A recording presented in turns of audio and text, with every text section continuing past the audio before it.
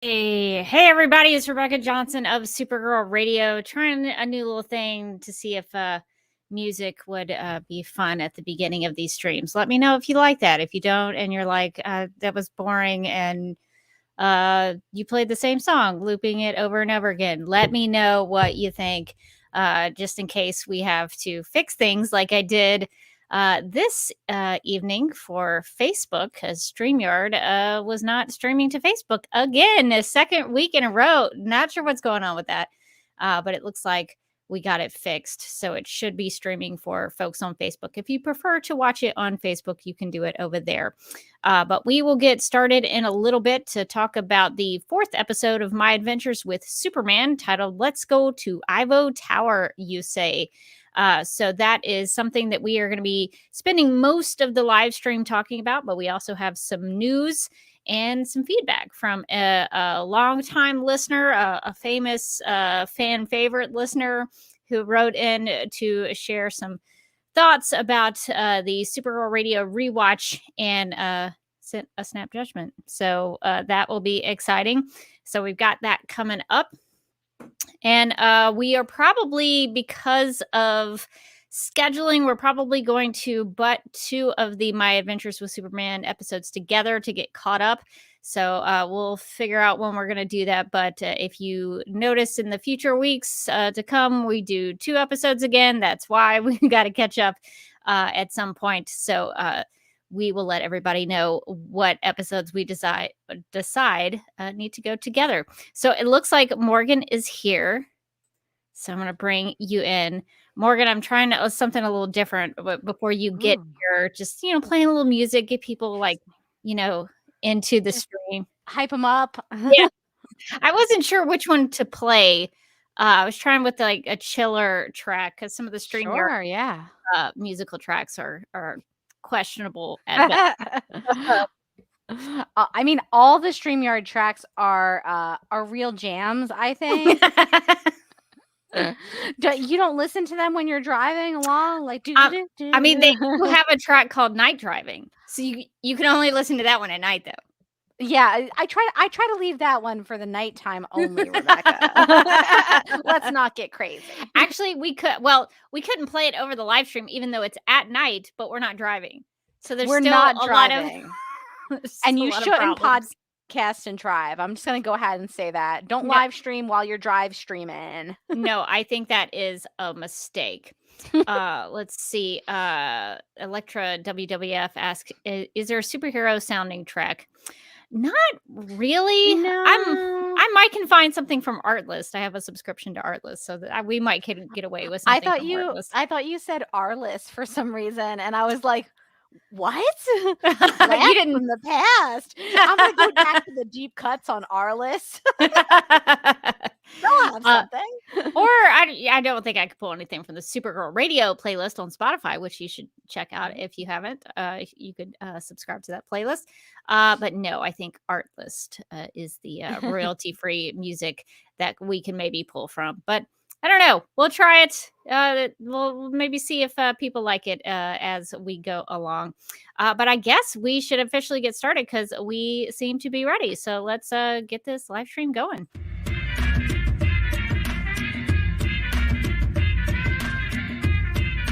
Leslie Lar's downfall is just that eyebrow twitch that she can't help doing. Could you imagine if Hope was like, let's add that to the PowerPoint?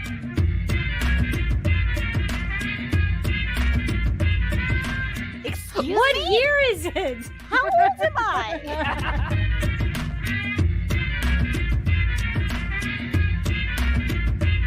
This is how a podcast breaks up. This is the last episode of Supergirl Radio.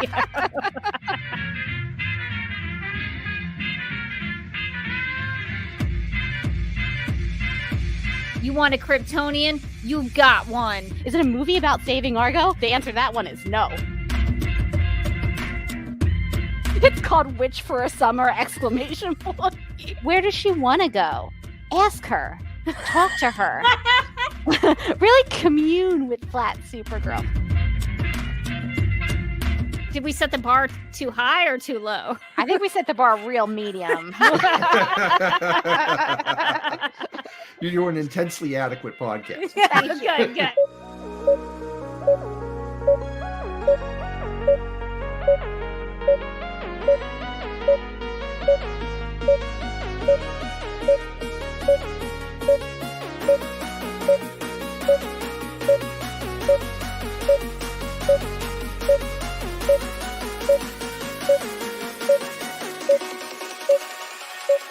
Hi, I'm Elizabeth Noyce, and you're listening to Supergirl Radio.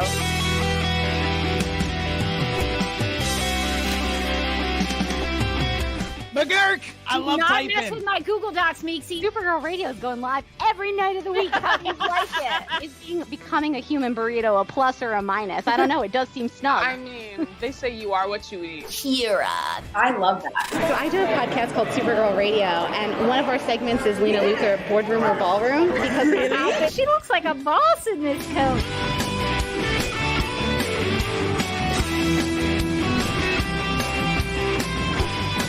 Nasty Luthor like a different Luthor? It's not just Lena being mean? No. Helen Slater here. So fun to know that you're hosting a podcast called Supergirl Radio.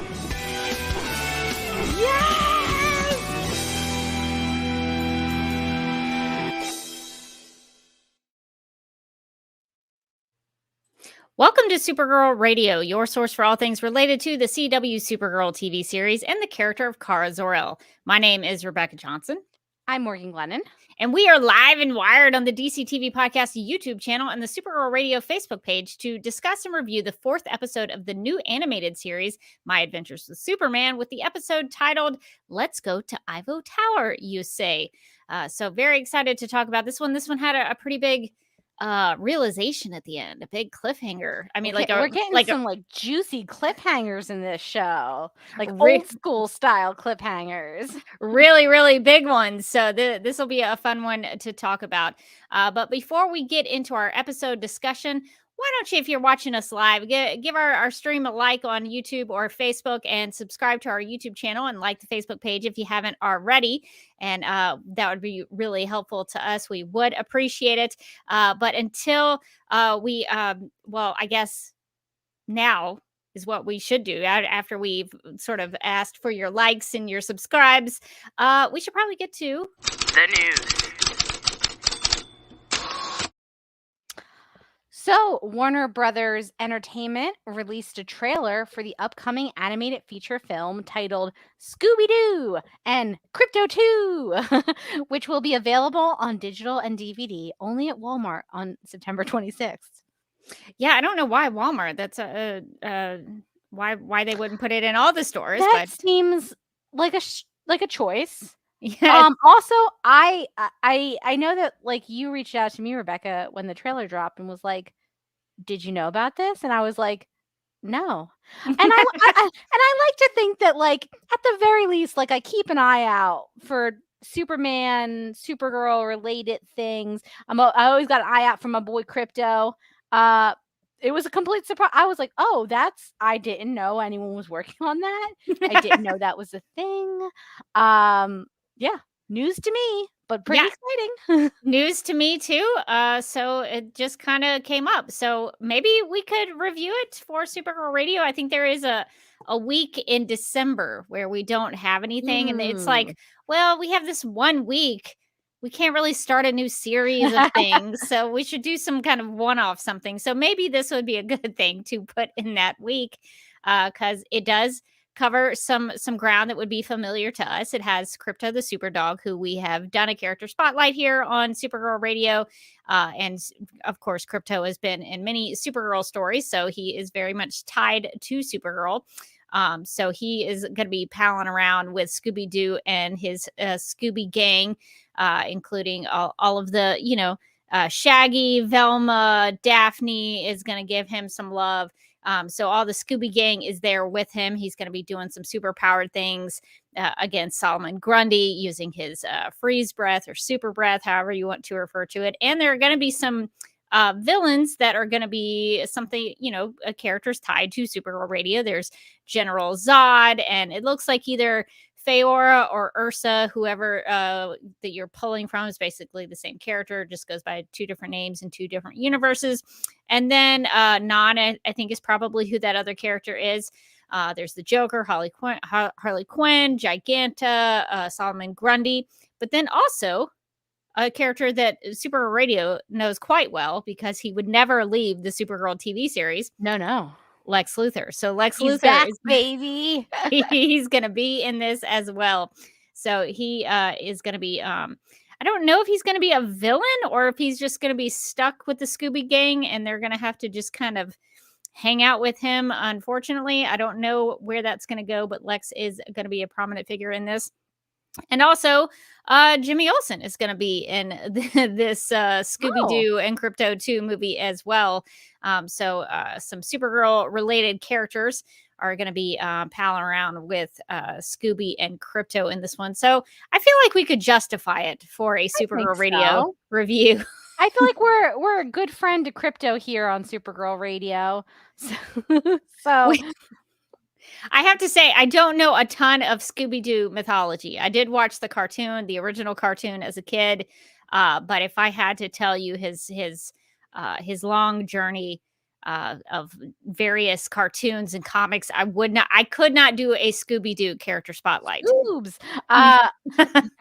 Mike is actually a big Scooby-Doo fan, so I don't think I'm gonna have to twist his arm to watch this one. Would he want to join a discussion about it? I'll be like, Mike, could you do some research? You're gonna be our subject matter expert. Could you report back? He's gonna be like, he'd probably have to be like, remembering his childhood. All right. Well, we will think about doing something like that in the future. I think that would be a really fun and different thing to talk about on Supergirl Radio with some Supergirl related characters. Well, let's get to talking about the story that we gathered together to talk about. So let's get to discussing the 3rd episode of the animated TV series, My Adventures with Superman, with the episode that is titled, Let's Go to Ivo Tower, You Say. The episode description reads from Max, quote, Clark, Lois, and Jimmy cover a glitzy gala hosted by tech billionaire Dr. Ivo, unquote. So this episode introduces us to Dr. Ivo, but I think they've been sort of teasing the Amazotech in other episodes leading up to this. So now we finally get to meet the man behind the Amazotech. So Morgan, I'm curious about this because this is something that we've talked about on Supergirl Radio, along with the listeners and the viewers in the chat who have been bringing this up. But it seems like with My Adventures with Superman, all of the villains that we have been introduced to so far, Livewire, who else? Silver Banshee, most recently, have all been tech-based. And now it does seem that way. Now we get Parasite, who is a very famous Supergirl, a Superman villain, but who was also on the Supergirl TV series. Was he? When was he? Yeah. Parasite showed up, I think, twice. But yeah, so Parasite was kind of a throwaway villain, but he sort of came out of the like a guest star who was at the DEO for a couple of episodes, and then he became Parasite. So I would not be surprised if people forget about him on the Supergirl TV show because he did not do a lot. So Parasite Parasite is a Superman family villain who now on this show is technology based, which is a different take on the character. So I guess, Morgan, what are your thoughts on that as we continue to go? Are you liking that it's doing something different? Yeah, I mean, the technology based thing is kind of interesting because I feel like a lot of the times, like on Supergirl, it was aliens a lot of the time, or Kryptonians, or like people in pods. That one season it was technology, but that was a bad season. And then like on Smallville, it was like meteor freaks. So I feel like going like kind of a full technological route. It's kind of different, a different way to go for a Superman story. I feel like usually it's, he's either fighting other aliens or he's fighting people with powers, and here he's fighting technology, and that's kind of how it seems like a lot of these villains are starting to get their power. So I do think that's pretty interesting. It's like a different take on what we're used to seeing. Yeah, I wish it was something new and different, but also sort of not sort of the same. I can't say like I wish it was different but the same. That doesn't make sense. But I do wish it was something more familiar but with a different spin on it. But at the same time, I think that the show has made a decision to make these characters all deal with this technology based off of whatever Livewire was doing criminally, where she was selling them or whatever. So I like that they're all at least tied to that story, that there's a through line between all of them. I don't know if, like, in say a season 2 of My Adventures with Superman, if that would change. Would they still be technology based or technical tied to that technology? I don't know if they would do that, if they would continue this story, but at least for this season, I think it's at least interesting to me that they're all kind of coming from this one big story and being tied together. So in that way, I like it. Let's see. Mind the Gap in the chat says, very different take on Ivo, who created Amazo in the comics and Justice League animated series, but by the end, he seemed closer to the comics. Yeah. So the deal with Parasite is that Parasite as a villain, as a character, can sort of absorb, and not even sort of, can absorb Superman's powers and then throw Superman's powers back at Superman. So he eventually sort of did that with his suit. And then, of course, Superman realized that's what he was doing and then decided not to fight him in the suit. And that way he could not be attacked because Ivo didn't have his powers. So now that we've sort of talked about Parasite, what's your take on Ivo as a character? What did you think about this tech billionaire who threw this big party and it didn't go so well for him? Yeah, he was like a tech bro. He had like a little hairstyle that was kind of strange looking, but it was like probably like, this is what's in. I like that. I like that he introduced himself like very like the guy who changed everything, and then he's like, "Oh, it's me." It's like, oh, I don't know that that's a great look, dude. Ivo immediately was like, yeah, this guy's probably a little narcissistic. He did not treat Alex, his assistant, very well. I thought it was very unfair the way he was treated. And Alex was really ride or die for him. Yeah. Like, as soon as somebody breaks in, is like, things are going awry down there. Like, you should turn off the things. I would be like, listen, I'm not getting paid enough for this. I'm getting out of here. Honest, you just do whatever you want. But Alex was like, no. Do you think it was Alex who took the stuff in so when Clark and Lois go back down to like get pictures of all the stuff that they saw earlier? Do you think it was Alex? Because Alex was ride or die. We know it wasn't Ivo because Ivo was like this at the end, kind of like a sort of shriveled sort of a prune man situation going on.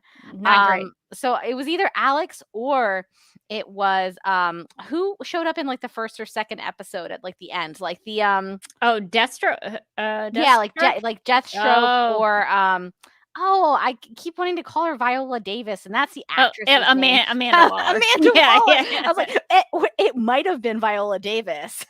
It could have been. It could have been. You know that gif of her from like How to Get Away with Murder, where she just picks up her purse and leaves. Like that's maybe what she did when she got down there.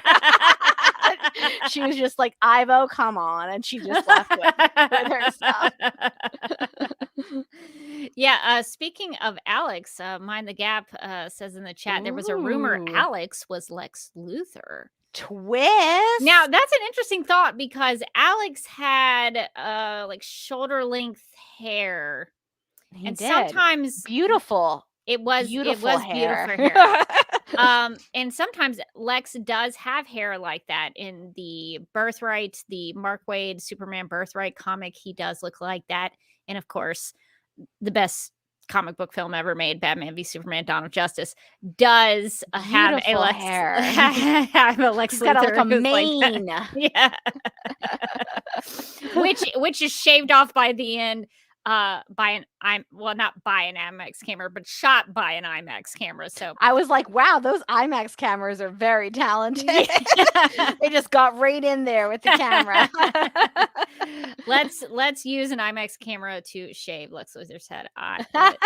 But yeah, that could very well be possible. I think that would be pretty cool. And then that would sort of make sense as to why Alex seemed to be, I don't know. I kind of got the idea that Ivo might not have been the brain power behind everything. He called himself a boy genius, but that was probably just him pumping himself up. But maybe it was just Alex behind the whole thing. Oh my God, Alex is like the puppet master. He's like, my friends call me Lex. And then he like winks to the camera. Winky, winky. I feel like Smallville used to do stuff like that all the time where Clark would be like, I'm afraid of heights. And then he would like just turn and like look at the camera like, get it? We don't have enough obviousness on this show. I demand more the like literal winks at the camera. Yeah, I could see that coming into play, that later, maybe a couple episodes down the road, Alex becomes Lex Luthor and he sort of I winks at the camera. I could definitely see that, because again, Alex was too invested for like a low-level employee at this company. Let me tell you, the amount that I would be getting out of there, be like, listen, I'm not paid for this. I'm gonna go around the street. I'm gonna go get myself a Starbucks. I'm gonna like have a little me time. This is not the lazy girl job I was promised.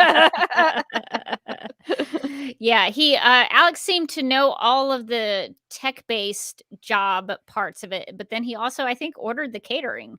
Yeah.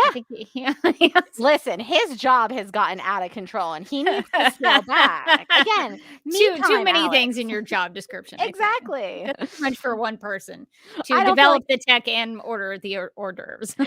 It's a lot. I like when he was like, good job throwing the party, Alex. And like it goes over to Alex and Alex is just like, thanks. So Electra WWF in the chat says it might also be Alexander Alston, who was another parasite. Ooh. That also could be interesting. Maybe this Alex continues the parasite technology even after Dr. Ivo probably can't do it anymore, I would guess. So yeah, hard times for Dr. Ivo for sure. And I Kill Your Vibe in the chat says if it was Lex, his first introduction is of him being knocked out by Lois Lane, which I think is appropriate. That's a great introduction for Lex Luthor for sure. Lois does punch him out, and Lois and Jimmy help save the day, which seems to be a common through line with this show, that they get a chance to go in there and help Superman save the day. So yeah, Ivo, he seemed to have a lot going for him. Amazotech includes phones and computers and security. He did do some criminal stuff. He did a little bit of criminal He used his criminal connection to displace a whole neighborhood for his headquarters. He also had some competitors that just happened to have some accidents. So he wasn't a super great guy. Even his board of Mazotech was not happy with him. So Ivo, I don't think, was the greatest guy, even though Cat Grant seemed to think he was the most eligible bachelor at this party. So I don't know. Maybe Cat Grant has some different standards there. And speaking of the party, Morgan, what did you think about Clark and Lois and Jimmy getting their first big assignment from Perry White? Ooh, that was fun. I liked that. Perry has clearly seen that they've done good work. Lois had that interview with him. She got that one quote that like they can maybe use, but probably not. I did like that, like Lois had the same reaction to it as I did last week, where she was like, I can't use anything from this. Who is this guy? But I guess it was good enough that like Perry White was like, listen, I like the gumption on these young interns, and how often they almost die. I like that too. I feel like that's a good sign and something that I should like, assign them a big story. I did like that it was like a puff piece about like essentially like who's the like the hottest bachelor in town, and like Cat Grant like specifically gave them questions, and Lois was like, no, this is time for hard hitting journalism. I know that Perry White like specifically asked me for a very specific angle on this story, and my hard hitting questions wouldn't make any sense in that specific story that they are trying to write. But I'm going to make sure that this trip has been wasted. Like, Yeah, she wants to know, do you have a comment about your most recent bribery charges? Where did the campaign money go? Yeah, she was really getting in there hot and heavy with those questions. yes, for sure. I thought it was really funny that like had Ivo not gone crazy and like turned into a, like a mecha person and started fighting Superman, they would have had they would have come back from that assignment with no story, a bunch of no comments, and some lovely fisheye photos of a man and his grandchildren. And pretty much nothing else. Like, they actually got lucky that guy decided like this was the night that he had to like unveil his new technology that was going to like drive him insane, because otherwise they had no story, like nothing at all. So, okay, I have a couple of questions about this. So, do you buy the fact that Cat Grant would not go to this party herself? I feel like Cat Grant is almost definitely at a better party. Like, that's why she's not at this one. Like, Cat Grant is at a more exclusive party as we speak. And she was like, oh, that guy. Like, I feel like that guy, like, you could see like his board was kind of turning against him. Like, I feel like he actually wasn't that eligible of a bachelor. Like, I'm sure she's heard like rumors like, hey, the company's not doing that well. And she's like, oh, he's not that rich. Send the interns. One of the funniest things for me coming from Supergirl, us watching the show for so long and just rewatching season 1, was hearing Clark refer to Kat as Miss Grant, which is how like Kara referred to her all the time. And I was like, oh, this is so heartwarming. It's so nice to have Kat back, even though she's not in this episode and she gave up on her assignment. Maybe she's in the yurt. Who knows what she's up to? I like the idea that she's at a better party. I think that helps me get around that, because the whole episode I was like, why wouldn't Kat be there? But I think you make a really good justification for that. So that's what I'm going to go with. And the other thing was, I appreciated that Clark sort of realized the problem with Lois asking these hard-hitting questions, because eventually he tells her, like, I think we should just ask Kat's questions. I don't think we should go this route anymore. I think we should just do the assignment and the story that we're here for. He actually was being really reasonable and really thinking through what was going on there. So I liked that out of Clark. There was a lot of like investigative reporter, or at least reporter Clark Kent in this one that I thought it was nice. Yeah, I like that one. I see that that Electra WWF in the chat says, I loved Clark turning on Ivo and getting all investigative reporter as soon as he insulted Lois. Yeah, listen, you don't talk about Lois that way. Ivo was like, I'll introduce you to some high class honeys over here. And Clark was like, no need. That lady's eating all the hors d'oeuvres. She's all I need. Like Lois is like inhaling the food. That was a very cute like Clark and Lois moment where Clark was like, excuse me, I'm going back to the other cards. Yeah, he turned on Ivo really fast after that. He was ready to ask those hard-hitting questions too, even though he had previously, just minutes before, said, hey, maybe we should stick to Kat's cards. He dropped Kat's cards immediately once that happened. So I really liked seeing that kind of go-getter mentality from Clark there, because we've seen it from this Lois for a couple of episodes, but this is the first time where I'm like, oh, okay, I can buy that this Clark Kent wants to be a reporter. So it's starting to kind of come out from him. So I thought that was really good.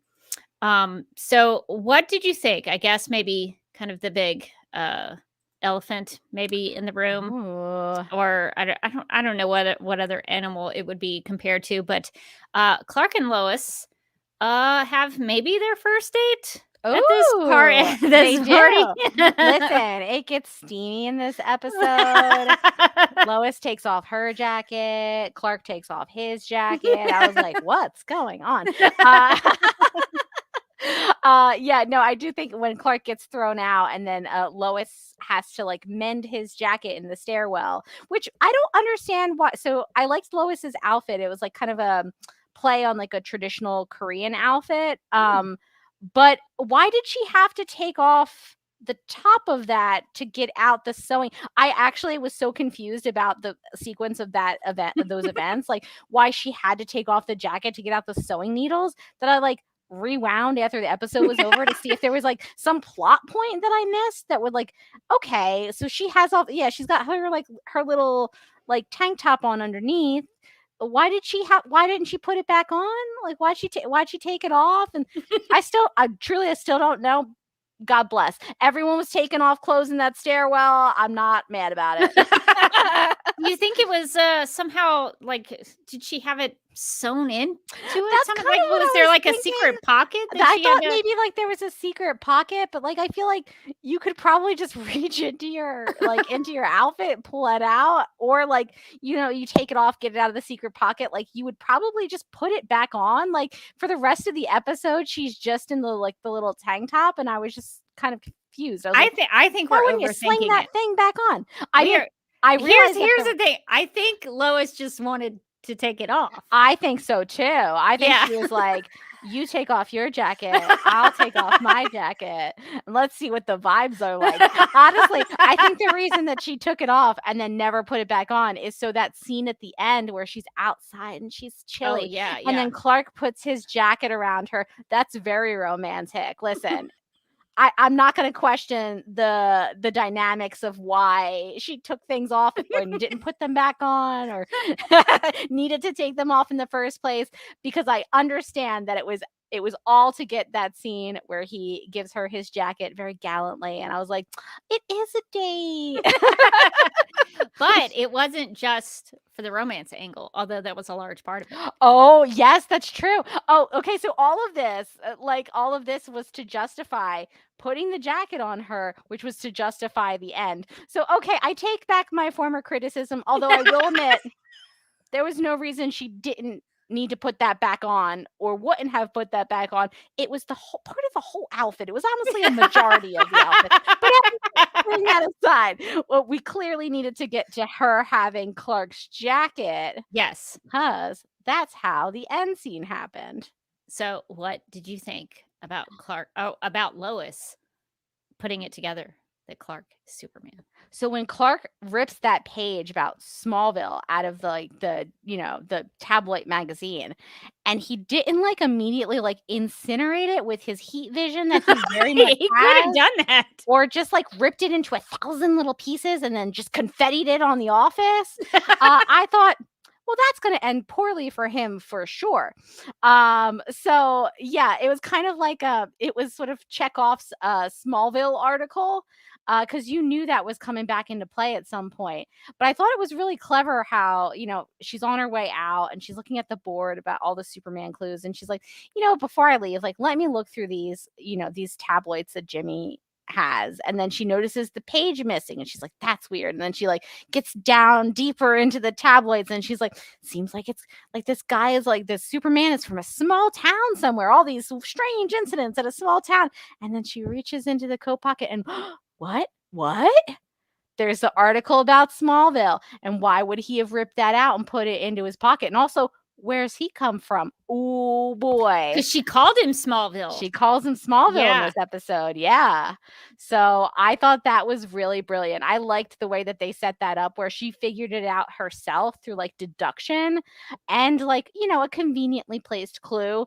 But but it felt like she was honestly like halfway there by the time she found that magazine article. She was already like, okay, whoever this is from like a small town, because there seems to be like a lot of incidents happening there. And you could kind of see on her face like she was like, Clark is also from a small town. Like, wait a minute. She does have a moment where she's almost there, because they have this conversation, of course, where someone says, who is Superman? Because they have to ask this question every episode. Who is he? Who who is Clark? Who is Superman? No one knows. But Lois asks, seriously, who is Superman? And Clark says, well, maybe he's a nice guy who has powers and just wants to help them wants to use them to help as many people as he can. And Lois says, Clark, if you had powers, you'd do that. But I'm not talking about you. So she knows that he has that inclination about him. So she basically put it together in that moment, I thought. Yeah. But she had not gotten there fully.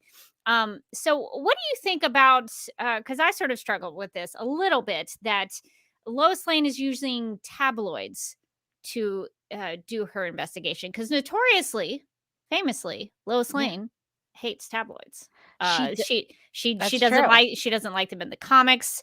She hates them in Superman 4, Superman the animated series. She sort of exchanges fighting words with a tabloid reporter in that animated series. So and I think even on Lois and Clark, she has some words about tabloids in that one. So Lois Lane famously not a big fan of tabloids, but here she's using them for an investigation. Yeah, I think that it does make a certain amount of sense, like Jimmy's thought process, which is like, hey, we can't find anything about Superman or, whatever this is in like reputable sources. But what if there's like a kernel of truth in somewhere in these tabloids? Now, I don't think that Jimmy thinks kernel of truth. I think Jimmy's like, this is the truth. They're hiding it from us.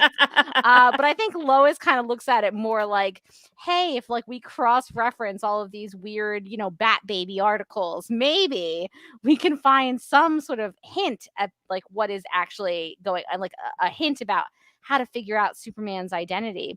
So yeah, I don't, and she does seem very sheepish when she's like, yeah, we have to, like, Jimmy came up with this idea and like maybe it's not the worst idea, and Jimmy's like, it's a brilliant idea. And she's like, I don't know about brilliant. Like she seems like she's like doing this, but she's not excited about it. Yeah, Jimmy talks about this stuff all the time on his Flamebird channel. So, wait a minute. Sorry, I had that on loop. What was that? You said Flamebird? It sounds like why is it call still is coming from very far away, like down in the sewers, like it's like the Mutant Ninja Turtles could call. Like it's very beautiful. It's haunting, really.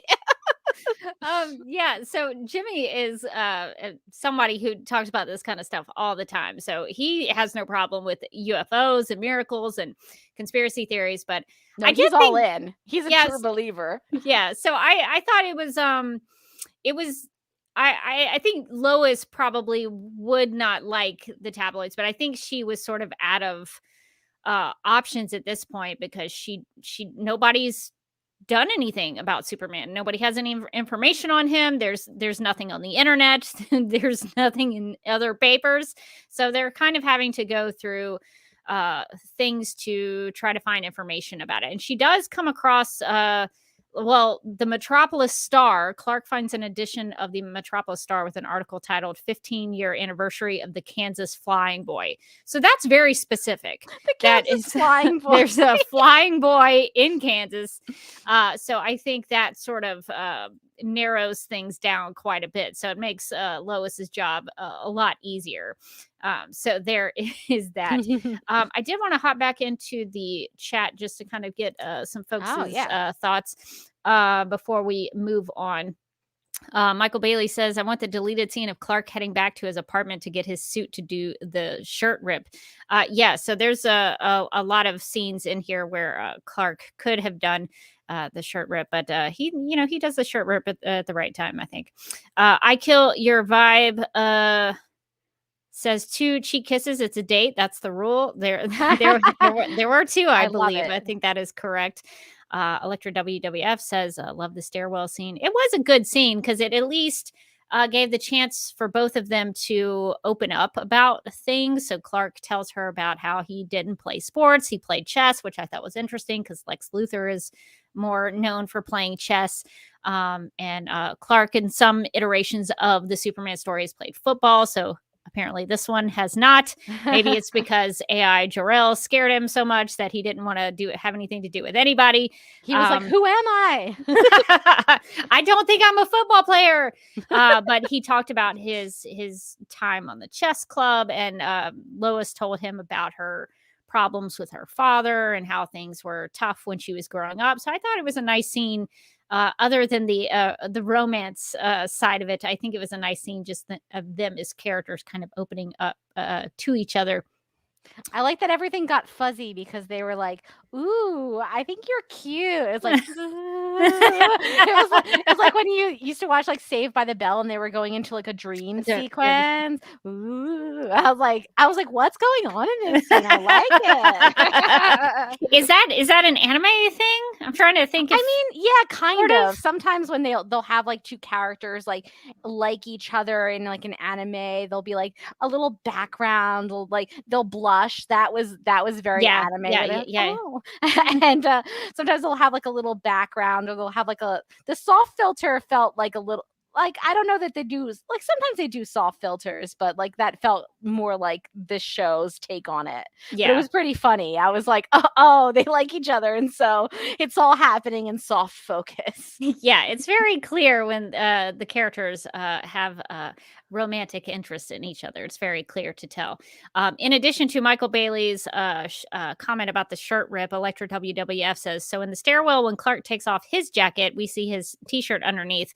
But then when he becomes Superman, he rips open his shirt and there's the suit. So I think that ties back into Michael's comment about maybe he somehow super sped home, put his suit on, and then I don't know. That's another, like, what happened when they took off the jacket? So there were some issues with Lois's clothing, and there's some issues, I think, with Clark's clothing. So good eyes and good catches there. Let's see.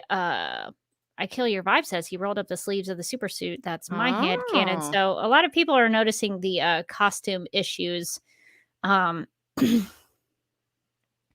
Let's see. I'm trying to see if there's some other stuff in here.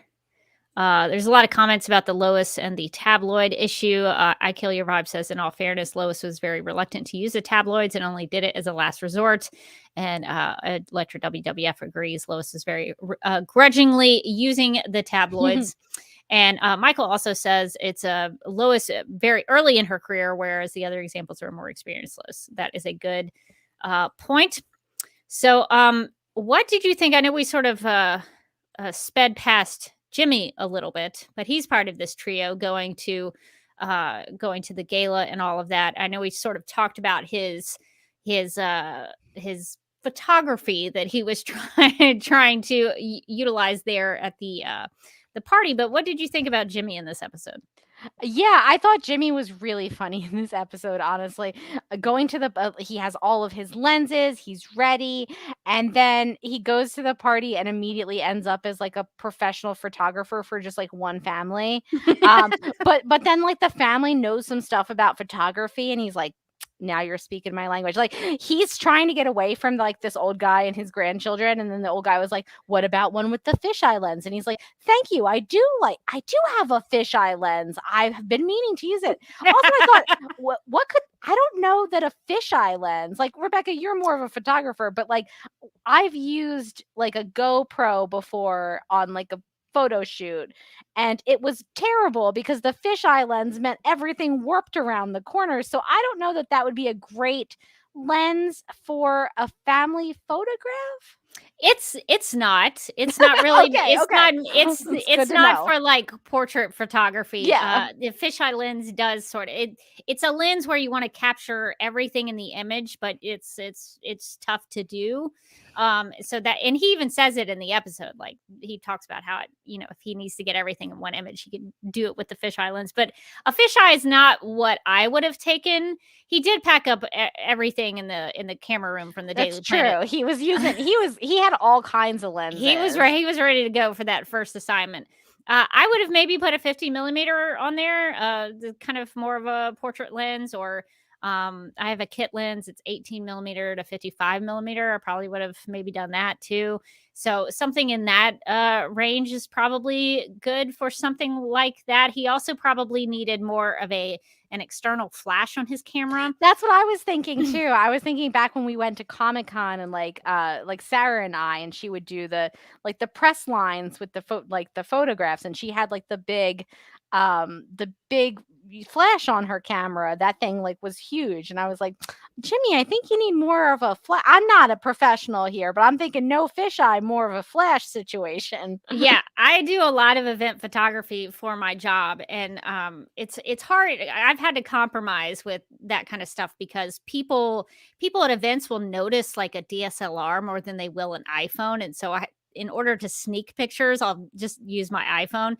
But when you do events, the rooms are typically kind of a little darker, so you're going to need a little more light, which I thought it was really weird that Jimmy was like, I'm going to bring a UV light, which I get, which paid off in the end because that is what helped. But like, what was he planning to use that for?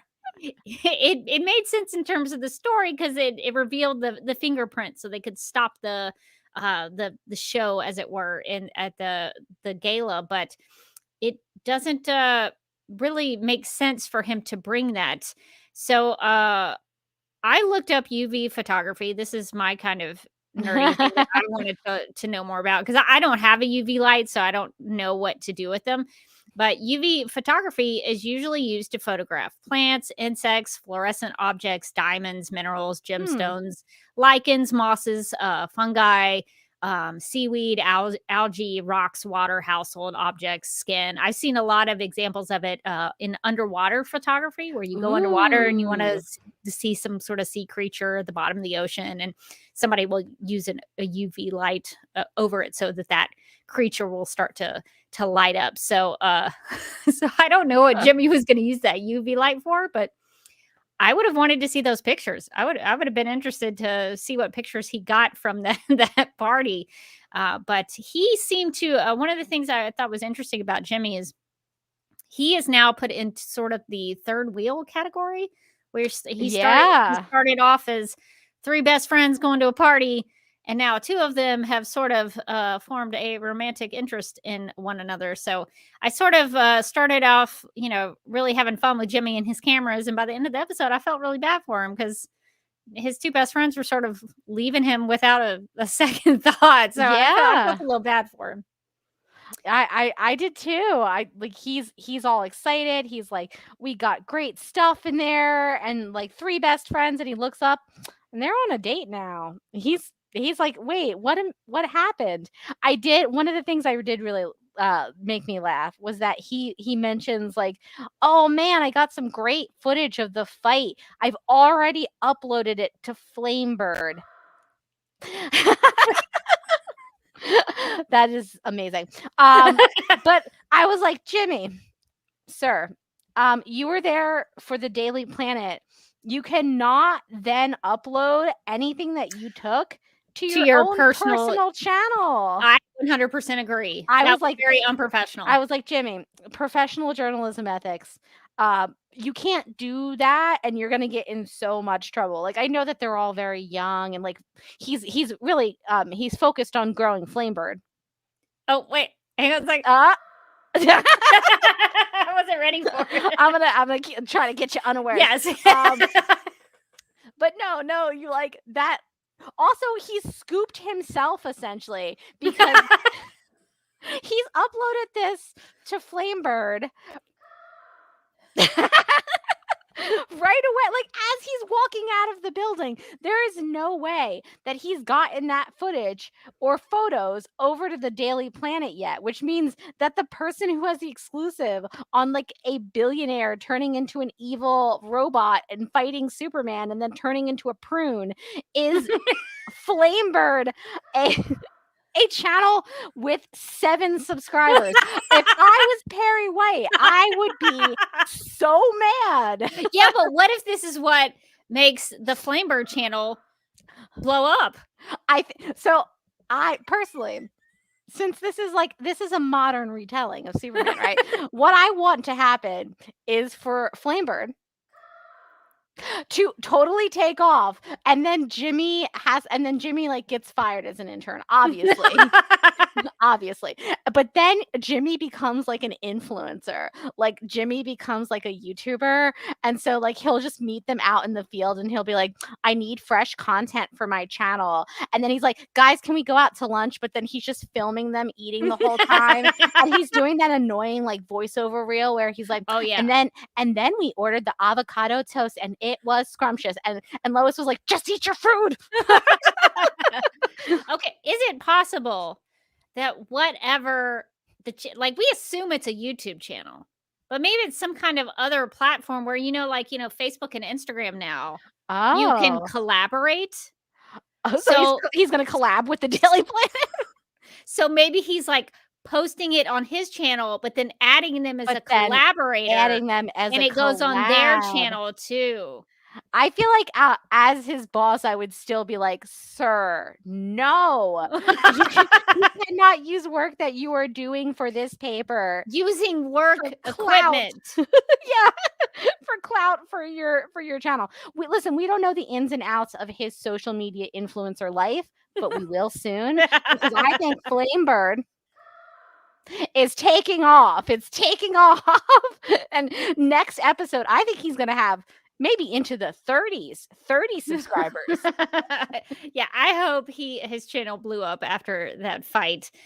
So we'll see how that goes. We'll follow his social media journey as it goes along.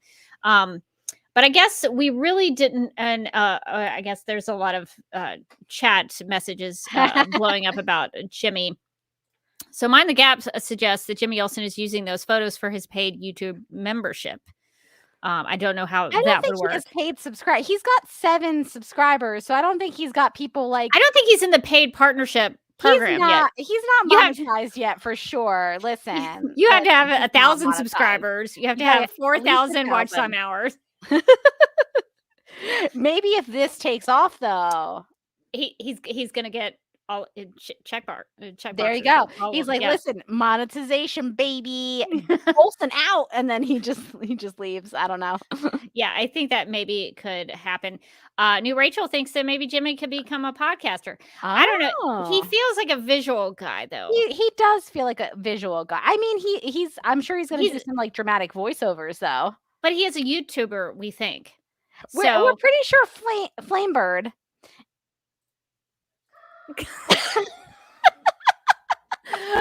This bit is gonna get old so fast. We're pretty sure it's like a YouTube channel. I think, right?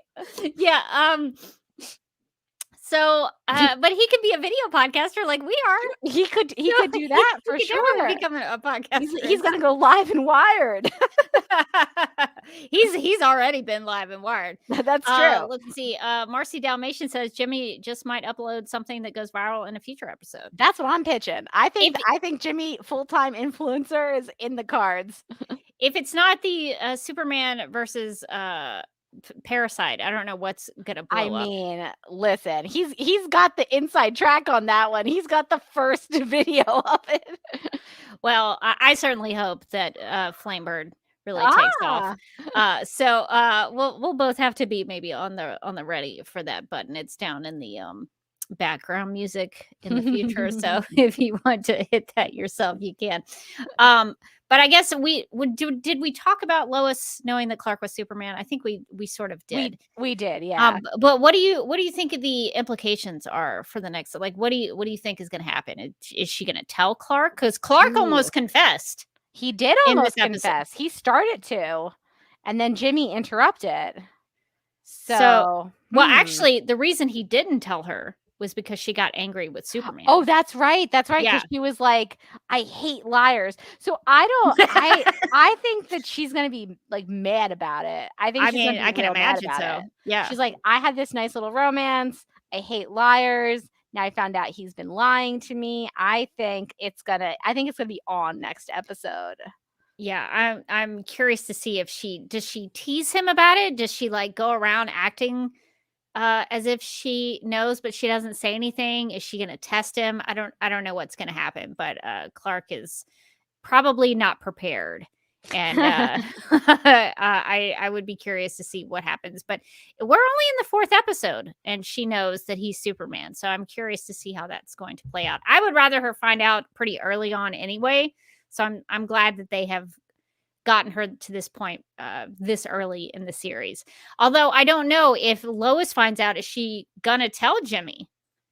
Ooh, that's a good question. Because what if know? Would he announce it on Flamebird? Oh my God, he might. I don't know. Is it safe to tell Jimmy he's chasing that clout? He has a new mistress now, and it's internet fame.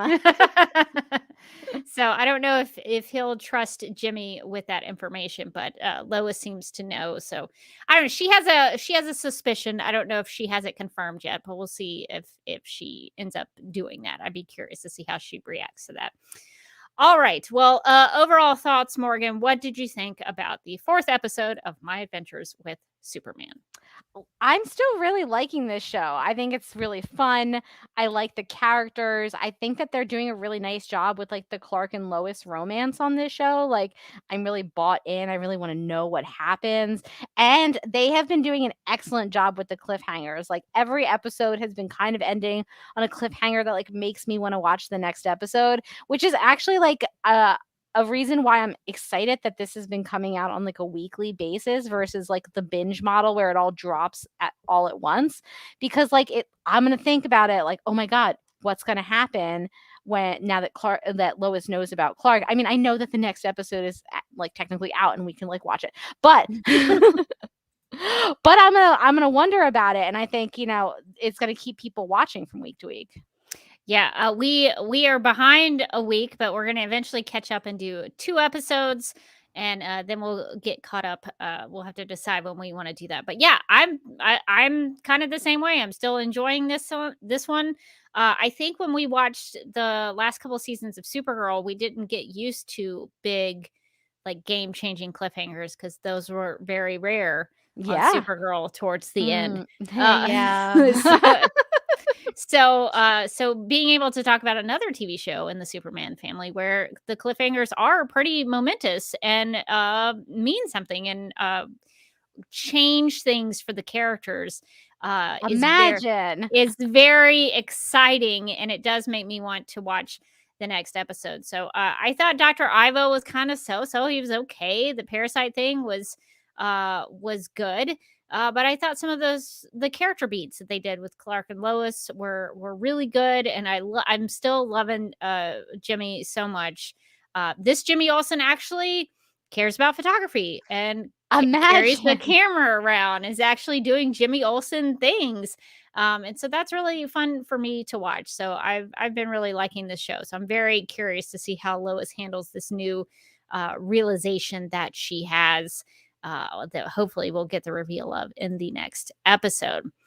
All right. Well, we have some listener feedback from a fan favorite Supergirl Radio listener. So Morgan, would you like to read her email? Oh, I'm excited. So we have an email from Anna who writes, I am currently at a university on the East Coast. And I've loved all my classes, and I'm so excited for classes to start again in the fall. I have an internship this summer, but more free time overall. So I'm rewatching Supergirl again, the first time since the series finale aired. I'm planning to get caught up on your podcast episodes as well. Yay! I saw from your titles and descriptions that you just did a season 1 rewatch. We did. We also kind of did the same thing. We went back to the beginning.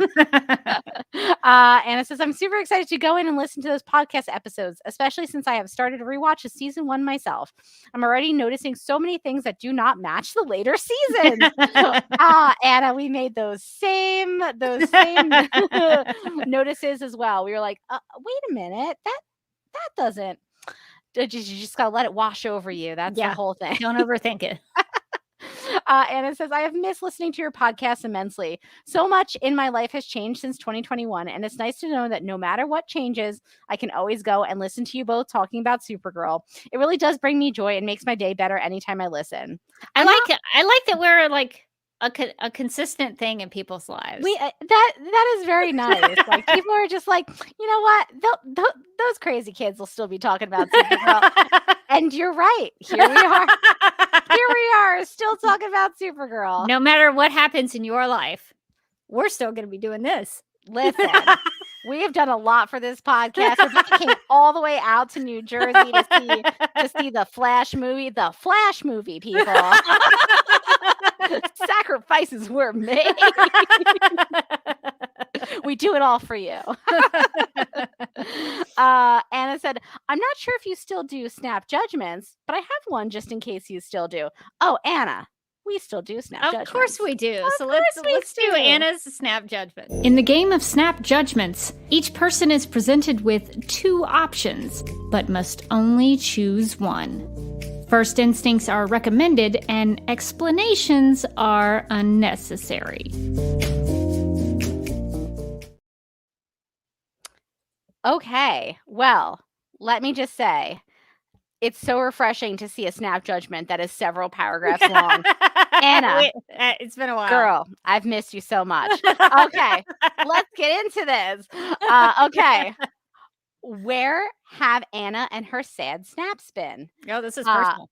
Okay, so Anna is actually a Kryptonian with a secret identity. Oh. And after appearing on Supergirl Radio and after hearing her voice, many evil aliens tried to go after the co-host of Supergirl Radio in order to try to get her. This is very dangerous. Okay. Now what happens? So she spent the last 2 years fighting off the aliens before they can reach Morgan or Rebecca and protecting them from the sky. Just last week, she was able to apprehend the last evil alien. And now that Supergirl Radio is no longer threatened, she can resume her old life. Or Anna went off to university. Which do we think it is? Well, I think the second one seems too simple. Too simple. For an Anna snap. I think Anna's trying to get us with that and being like, oh yeah, trick question. I'm on summer break. I'm rewatching Supergirl. My classes are great. I'm thriving in university. Anna, we're on to you. We know. We know that's too simple. That's too simple. Not the author of the Fleur de Lis saga.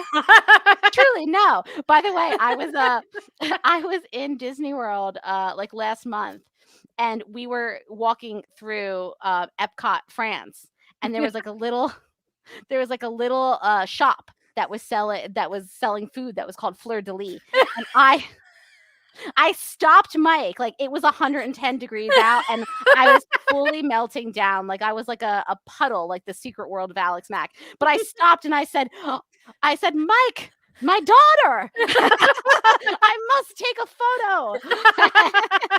And I had to stop and take a photo of the Fleur de Lis stand in Epcot. So listen, she's with us always is the point.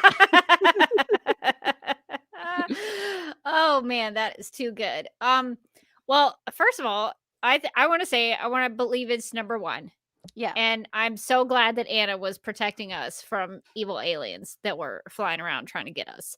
So I'm going to go with number 1. And thank you, Anna, for always watching out for us, even though we had no idea they were happening. Yeah, you know what? I felt in danger the whole time, but I thought that was just because I watch a lot of true crime, and it's rotted my brain. But now I know that it's because I was in danger, and Anna has been protecting us this whole time. So obviously, I'm going with choice number 1. It's the only one that makes any logical sense, if I'm being honest. It's the real answer. We all know this.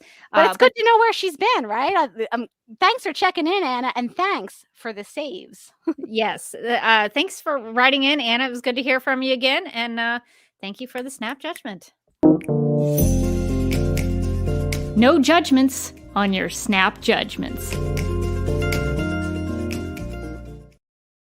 I would welcome any longtime listeners. If you haven't checked in with Supergirl Radio in a while, let us know how you are. If it's been a minute since you've written us an email, you can just write us an email that's like, hey, this is what's been going on with me. Honestly, I just love following along. Yeah, let us know. How's your law you're going. What has post Supergirl life been for you? How has that been? So that's good to hear from Anna and see and know what she is doing. Well, I guess is this the time that we need to get to some Supergirl Radio and some DC TV podcast plugs? If you would like to contact Supergirl Radio, you can post a comment on our website at supergirlradio.com. You can email us at supergirlradio@gmail.com. If you'd like to leave us a voicemail, you can call us at 678-718-7252. You can like us on Facebook and follow us on Twitter and Instagram, all at Supergirl Radio. You can listen to us on Apple Podcasts, Stitcher, iHeartRadio, Google Podcasts, Radio Public, Podchaser, and Spotify, where we also have a Spotify playlist that includes music featured on and inspired by the CW's Supergirl TV series. We are listed on DC's fan page, which you can find at dccomics.com/DC-fans. If you like what we do, we encourage you to give us a rating and write us a review on Apple Podcasts. If you enjoy our Supergirl Radio live streams, make sure to subscribe to the DC TV Podcast YouTube channel and hit that notification bell to get notified when we go live and wired. DC TV Podcast also has a TeePublic store, so if you're in need of new DC TV related t-shirts, tank tops, sweatshirts, onesies, mugs, notebooks, pillows, or stickers, go to supergirlradio.com and click on the TeePublic store link at the top of the page. Now see here, Supergirl Radio is part of the DC TV Podcast Network, so if you want to listen to other shows, we've got The Flash Podcast, Legends of Tomorrow Podcast, The Lituation Room, DC on HBO Max Podcast, Stargirl Podcast, Superman and Lois Radio, Green Lantern Podcast, The Sandman Podcast, DC TV After Dark, and Justice League Dark Podcast. With the introduction of our Flamebird sound effect, I feel like I need to get one of those. There's like a little, like a board that you can get that goes, like, that goes with StreamYard. Yeah. And I initially was like, oh, I don't need that. I can just push buttons over here. It's fine. I can do it on the browser. But I need a button that I can know exactly where it is at all times. But isn't it more satisfying to press a physical button? But it's not satisfying when it's delayed, though. Although, is it funnier if it's delayed? When I say Flamebird and then just stare at the camera.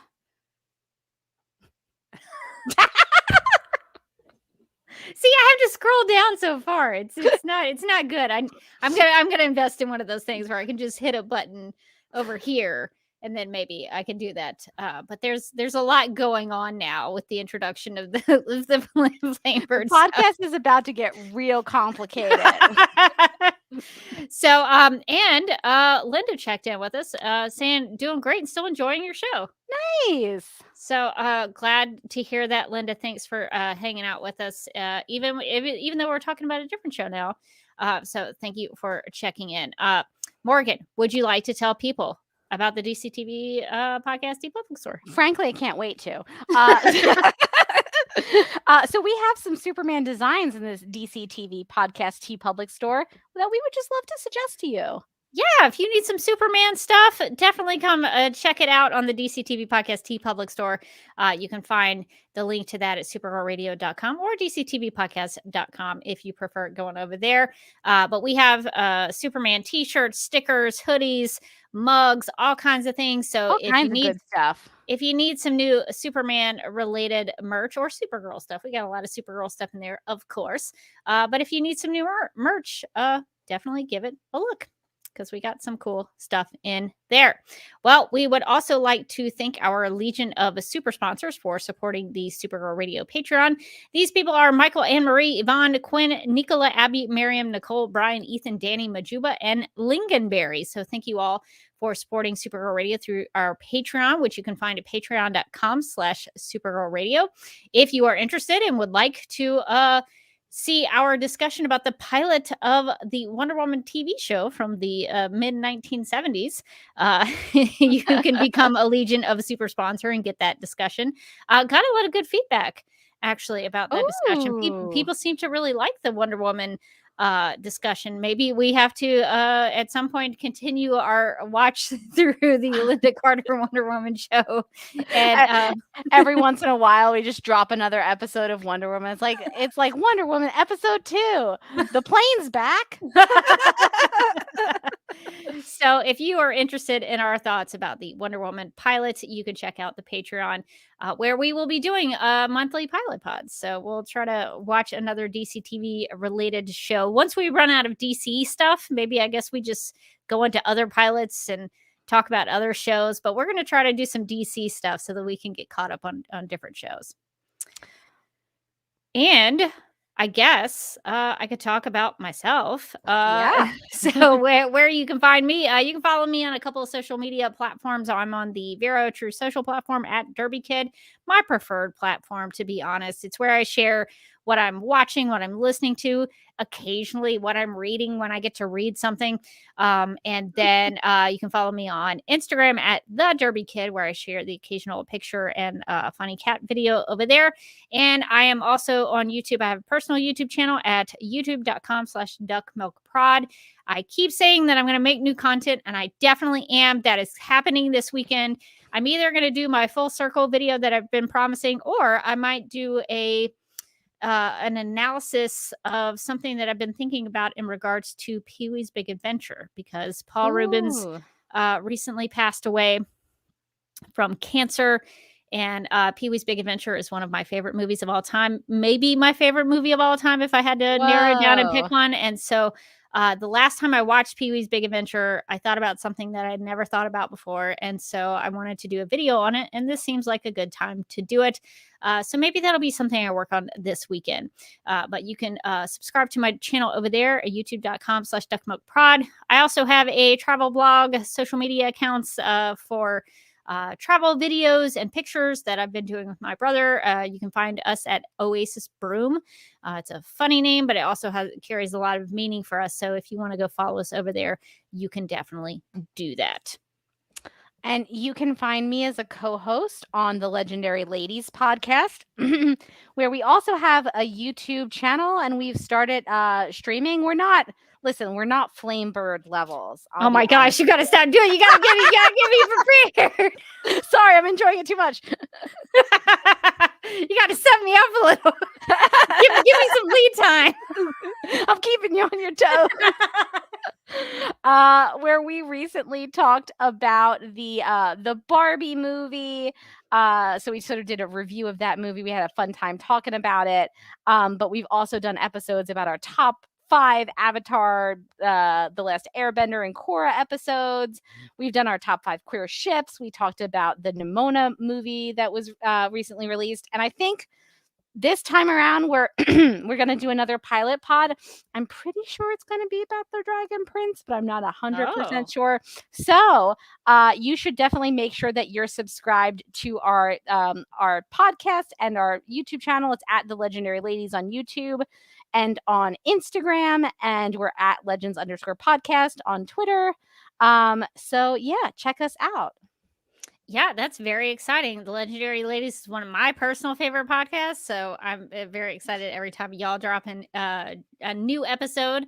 And make sure you subscribe to them on YouTube, because that's really the fun way to watch them, because you actually get to see them. So make sure you give them a subscribe so that they can have kind of a 7 follower day, like Jimmy. Yeah, we want a 7 follower day for sure. Yeah, so just like Jimmy's Flamebird YouTube channel, give them a 7 follower day.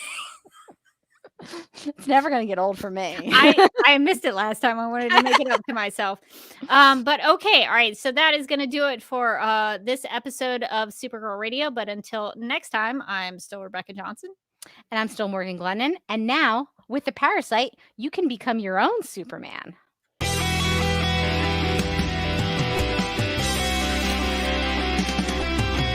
McGurk! I love typing. Not mess with my Google Docs, Meeksy. Supergirl Radio is going live every night of the week. How do you like it? Is becoming a human burrito a plus or a minus? I don't know. It does seem snug. I mean, they say you are what you eat. Kira. I love that. So I do a podcast called Supergirl Radio, and one of our segments is Lena Luthor, Boardroom or Ballroom, because she looks like a boss in this coat.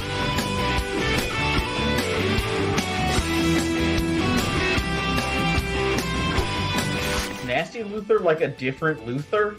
It's not just Lena being mean? No. Tell him Slater here. So fun to know that you're hosting a podcast called Supergirl Radio.